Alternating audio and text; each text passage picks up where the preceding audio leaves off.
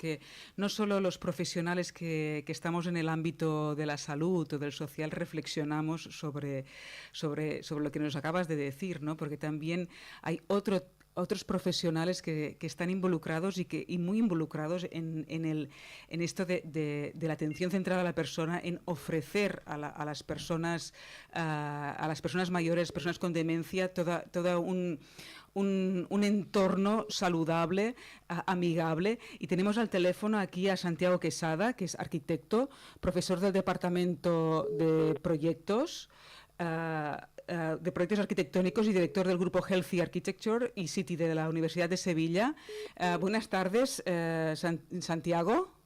Hola, buenas tardes. Ay, buenas tardes, que oigo como un pipi y no sé si qué estaba pasando. Pensaba que se había colgado la llamada. Ay, buenas tardes, muchísimas gracias. Tengo que decir que he recibido mensajes diciendo: vas a entrevistar a Santiago Quesada, es mi ídolo. ¿Sabías, no? No, muchas gracias. No tenía ni idea. Pues sí, se ve que tienes fans también por el mundo y que me han llegado el mensaje aquí. Bueno, pues se lo voy a transmitir, que lo sepas.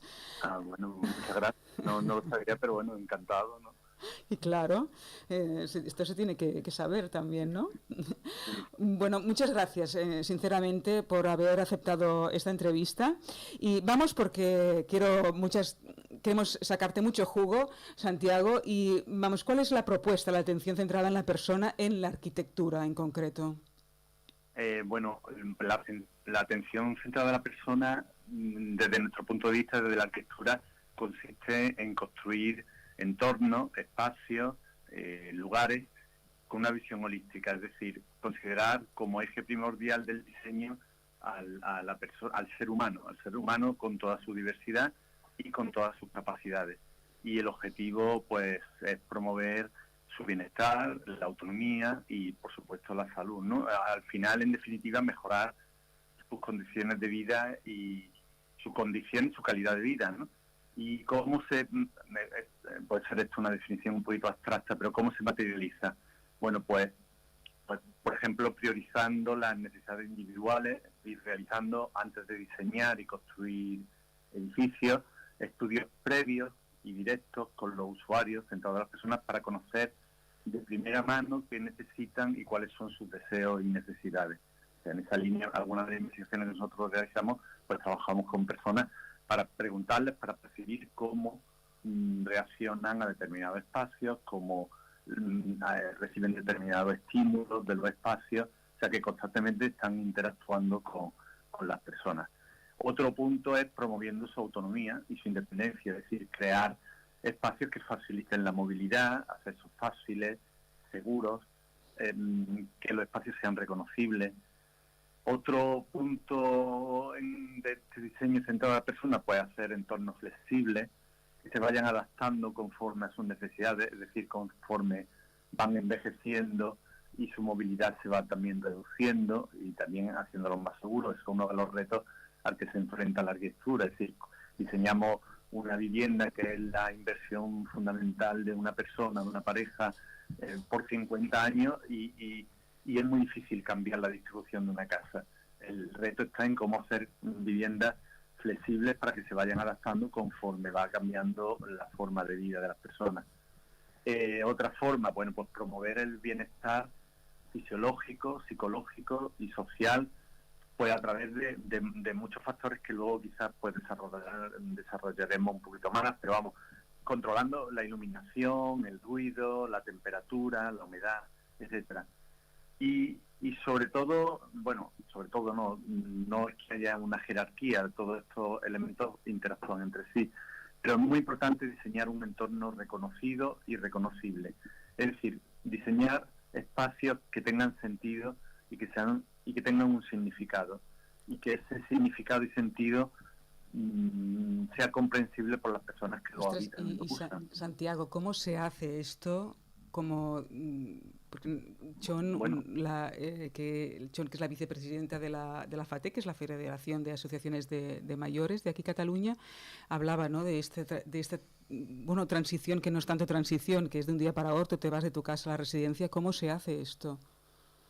Bueno, esto para empezar confiando en que la arquitectura tiene un valor que va más allá de hacer un documento técnico que sirve para obtener determinados servicios. La arquitectura, el valor que transmite la arquitectura es generar esa, espacios que emocionen. Lo que diferencia la arquitectura de la construcción es que la arquitectura es lo que emociona y cuando se genera emoción es cuando se produce ese sentido de pertenencia, esa identidad que hace que las personas se identifiquen con un entorno y sean capaces de resistir las contingencias que les surgen a lo largo de la vida, ¿no? O sea, que ¿cómo se hace eso?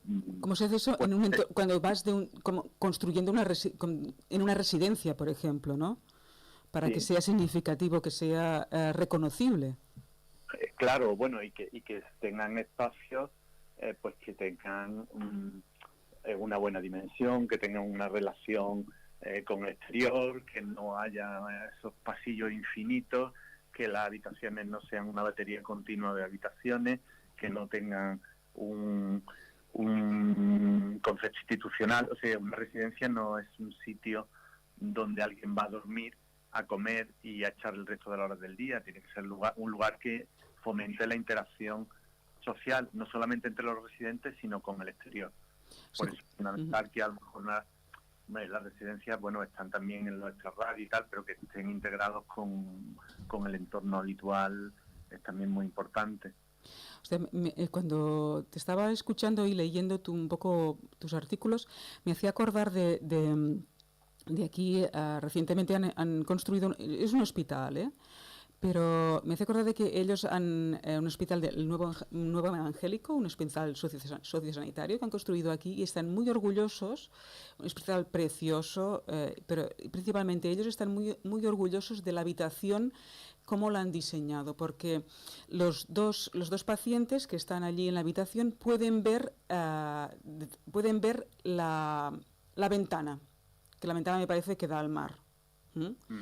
Y de tal manera que ni la cortina no tapa a los pacientes la visibilidad de la ventana. Se ve en diagonal los pacientes, las camas están en diagonal, hay espacio terapéutico para trabajar y para ellos es un signo de identidad, para los trabajadores y los que han construido es un signo de identidad, es un signo, pero no tanto por el orgullo de haber pensado en esta habitación, sino por el bienestar que están aportando a sus pacientes, de que puedan ver la ventana los dos, porque si tienen las camas en paralelo no la pueden ver la ventana los dos, si está la cortina en medio. Sí, claro. Es decir, ahí están introduciendo con la ventana y el mar un elemento de identificación y un sentido de pertenencia. Las personas que están allí están viendo el mar y por tanto se identifican con el sitio en el que han vivido. Voy a contar una anécdota a este respecto, si me permite. Nosotros los trabajos que hacemos, nuestras líneas de investigación están muy relacionadas con el enfermo de Alzheimer. Y en uno de los ensayos, esto que he dicho antes, que preguntamos a las personas y tal, les poníamos dibujar su espacio, su habitación, que dibujaran en los centros de día, como una de las actividades, dibujaran su habitación o dibujaran su casa. Personas que a lo mejor no sabían dibujar y tal. Y una de ellas nos dibujó su habitación con las camas, con las dos camas, el armario. No tenía capacidad de representación en planta, o sea, no sabía cómo representar una ventana, pero puso y escribió dónde estaban las ventanas dentro de la habitación, ventana, tal, puerta, y en una puso ventana y veo el mar. O sea, es decir, eso quiere decir que para esa persona el elemento identificativo y le produce reminiscencia, la reminiscencia de sus recuerdos es la ventana y es el mar. Es decir, y es un dibujo que nosotros lo tenemos, lo enseñamos mucho, y aparece ese ventana, escribe así, ventana y veo el mar. O sea, que precioso. Sí. Oye, para finalizar, porque estaríamos un buen rato, creo que hablando contigo y con las anécdotas aún más. Y como en un otro artículo que nos propones de proyectar para la ausencia de la memoria. ¿Esto cómo? Sí, sí, esa es una de las líneas de investigación que llevamos desde hace ya casi 9 años en nuestro grupo de investigación y que se llama así, esa proyectada para la ausencia de memoria.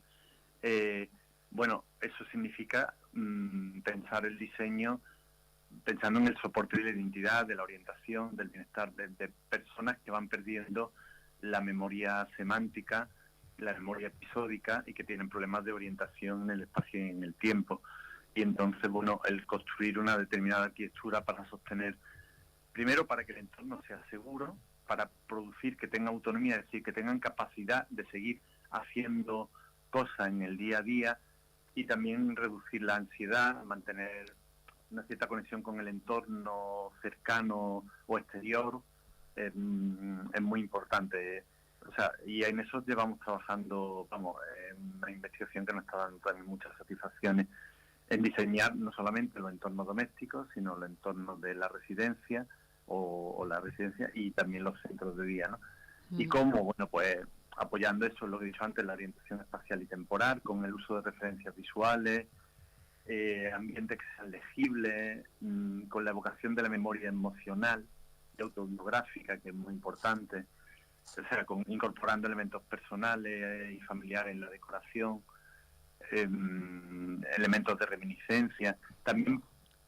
Sí, no. Esto es un trabajo del detalle, ¿eh? Jessica. Santiago, claro. Quería hacerte una pregunta, porque Noemí y yo siempre explicamos que nos conocemos de trabajar juntas en el mundo residencial, y yo siempre digo con orgullo que trabajamos en una residencia de las más bonitas que he estado, y que no he estado en pocas, porque estábamos como en la parte alta de Barcelona, bueno, no alta, o sea, en el hotelero sí era muy bonita. Sí, o sea, estaba como encima de una montañita, digamos, se veía el mar, no había coche cerca, había un jardín precioso y tal. Entonces yo de esto estoy súper orgullosa, porque sí que es verdad que aquí en Barcelona pues lo habitual es que las residencias estén en pisos. Y ahora, escuchándote, pensaba, ¿tú crees que en algún momento, no sé, me invento, año 2035, todas las residencias estarán pensadas así como las que pensáis, ¿no? Con tanto esmero? O sea, estás muy cerca, pon 2200. Bueno, sí, no sé, he dicho 35 pensando como 10 años vista, pero... No, poco a poco se van implantando, es curioso, se van extendiendo más, porque es una propia demanda de la sociedad. O sea, la sociedad quiere que sus mayores estén lo mejor posible, con la máxima calidad de vida, y es la propia sociedad la que va demandando a los promotores e instituciones que construyan ese nuevo modelo de residencia. Curiosamente ahora la tipología esta de la residencia que ahora se está construyendo para mayores surge precisamente de los enfermos de Alzheimer, de la investigación de los enfermos de Alzheimer hace 35 años en Estados Unidos, luego se importa a Europa y tiene tantas ventajas ese tipo de residencias, que evidentemente los conocéis, que son pequeñas células que son casi simulando una vivienda, con un núcleo de personas en torno a 10, que viven como si vivieran en una casa, en un piso grande, en una casa grande, y con un número limitado de residentes, de 75, 100. Eso viene de la residencia de Alzheimer. O sea, ya se ha extendido a la tipología de residencia de mayores, por las ventajas que eso conlleva. Y cada vez se van construyendo más ese tipo de residencias, ¿no? Y entonces yo creo que eso es una demanda. Al final, sí. O sea, al final el tipo de residencia de aparcar un poco a personas por el deterioro, por el rápido deterioro que conlleva una residencia que no está pensada desde estos puntos de vista, no solo asistenciales de los cuidadores y tal, sino desde el punto de vista arquitectónico, es fundamental, ¿no?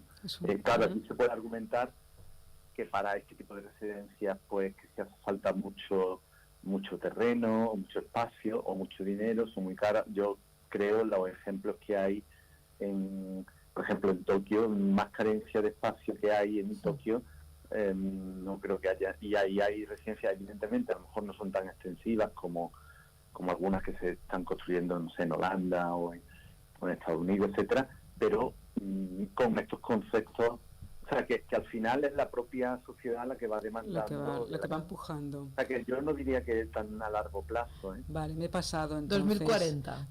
Que me he pasado.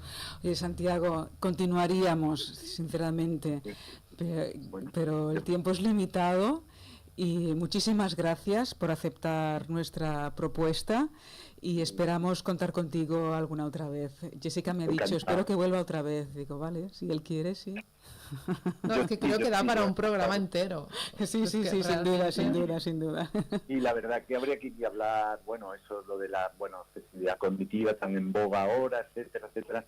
Habría 1000 temas de los que hablar. Sí. Y creo que tus fans, pues sí, estarían muy contentos, los fans de Barcelona, sí. Muchas gracias, Santiago. Muchas gracias. Bueno, Buen fin de semana. Gracias por la invitación. Gracias. Igualmente. Chao, adiós.